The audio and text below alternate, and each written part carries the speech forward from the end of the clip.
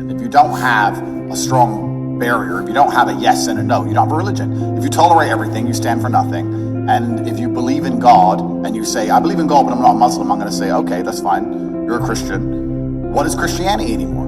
What does it mean?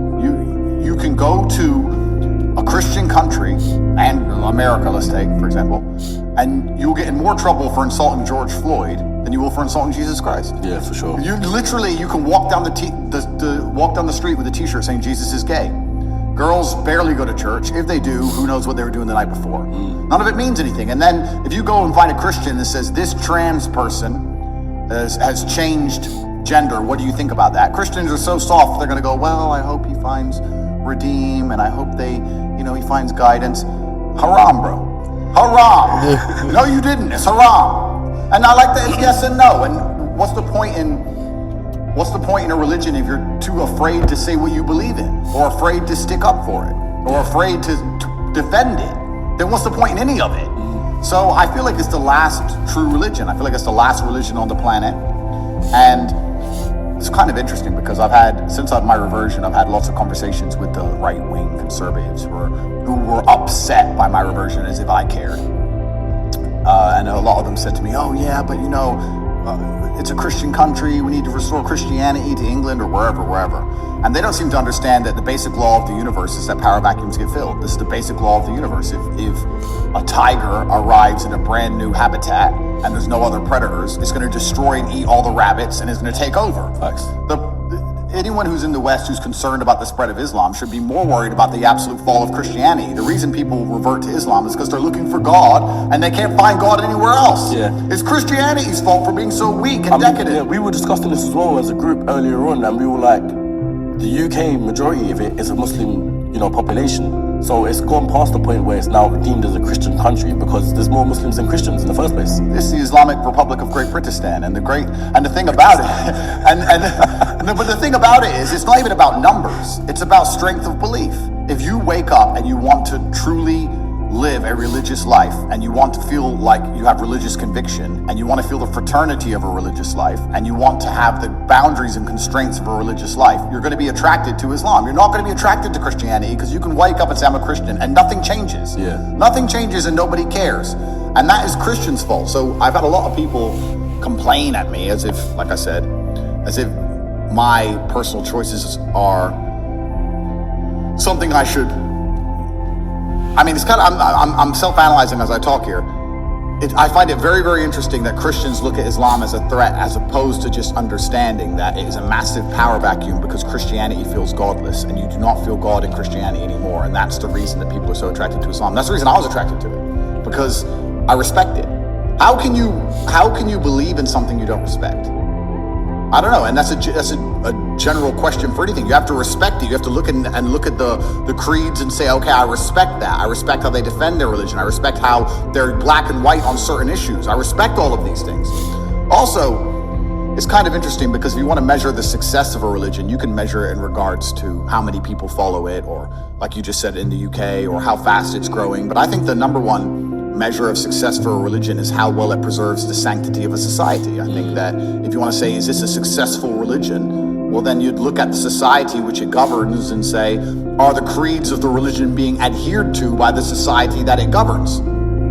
I would argue that most Islamic countries have an Islamic feel. I would argue you'd avoid a lot of the LGBT garbage. You'll avoid a lot of the woke insanity. You'll avoid a lot of the feminism, which has destroyed the West, and all these things, because Islam is being adhered to and it's keeping the society functioning. Do I go to Christian countries and feel like Christianity is preserving them? Not really. What about true hardcore following Christians? I'll give you an example. Obviously, you're just coming off the back of doing a podcast with George Janko. Yeah. Now, I love that podcast purely because you guys was talking about religion, you being a Muslim, and he seems like, well, I haven't met him obviously, but a true following Christian. Yeah.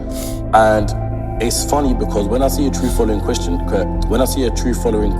it's like you're so close to Islam, but you're just a couple of places where you're going wrong. Yeah. So when I saw that, I was like, shout out to George, because one day, you never know, man could be Muslim himself. Well, yeah, it's kind of interesting. Christians must feel a deep resentment towards Muslims, especially the true believers, because we stick up for what we believe in, and they want to, but they can't because their own religion has become so woke and almost betrayed them. How can you stand up and say, I'm a Christian and I mean it, and you better, when they have gay preachers? Like, it doesn't make any sense. And your fellow Christians will turn on you and call you a bigot. Your fellow Christians will call you a bigot and call you hateful for saying that a man shouldn't chop his dick off. And then you're going to sit there and say, I'm a true Christian. Yeah, it doesn't work. So all the Christians I speak to who truly believe, and I've spoken to a lot of them, they are very envious of Islam. And then I'm like, well, then what's the delay? But they feel like an affinity to Christianity because they were raised with Christianity or they're born Christian, and perhaps they see Islam as a Middle Eastern religion, which is kind of interesting because Christianity is a Middle Eastern religion. They're from the same place. They all spiral from they stem from the same country as the Middle East. I read somewhere that only 18% of Muslims are even Arab. I think the largest, there's obviously a huge black proportion. And Indonesia is a massively Islamic country. Malaysia. I think Islam just crossed over 3.5 billion Muslims globally. Wow. That's more than half the population of the world.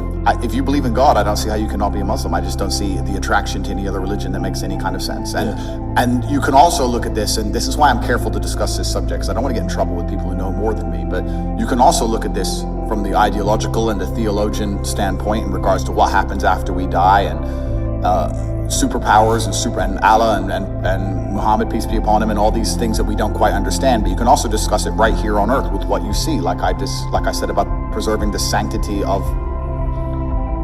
a society.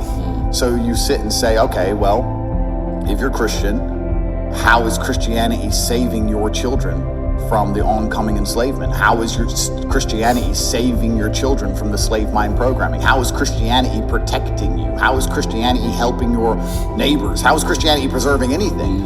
Whereas Islam is kind of interesting because someone else said this who was smarter than I, and I can't remember where I heard it from, but they said whenever you see a post-apocalyptic Christian society in a movie, it's just the purge and everyone's out to kill each other. When the meteors hit or whatever and America's under attack, there's snipers on the roof and everyone's trying to get food and everyone's struggling. Whereas if you look at a post-apocalyptic Islamic society, which exists right now, they're on the earth right now, they function and people still love each other. And it's the belief in God that keeps them together. I mean, there's no legal system in Gaza that's stopping people from committing crime. It's God, and it's God alone. And then you sit and say, okay, well, the strength of that religion, even in the harshest possible conditions, can preserve to a degree the sanctity of society and human nature. I don't think a Christian country could do that. If you put a Christian country under the level of destruction Gaza's currently going through, I don't think people would sit and say, well, Jesus says I shouldn't steal. In fact, if you look at what happens during natural disasters in America, it's the absolute opposite. It's just looting and chaos. What is a Christian country anymore? I don't know. What is a Christian country? A guy in America recently just got charged for a hate crime for taking down a statue of the devil that they had erected in a church. I'm mind blown. Like statue of a devil in a church. They put a statue of the devil in a church. That one makes sense. He walked in there and ripped it down, and he's being charged with a hate crime. So I feel like if I want to get conspiratorial, which of course is unlike me, but if I want to, I feel like I'm all for it. So bring it. Well, God is the final barrier. The final barrier to the slave programming is always going to be God, because there's a firm right and there's a firm wrong.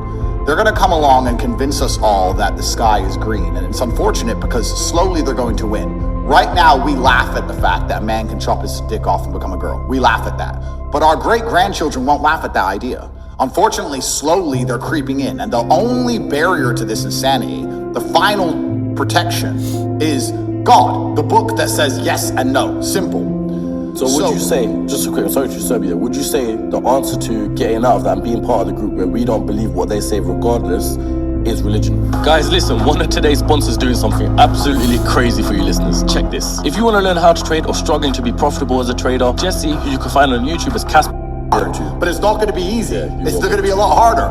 Whereas Christianity doesn't protect anything anymore. There's no firm right and there's no firm wrong. Exactly.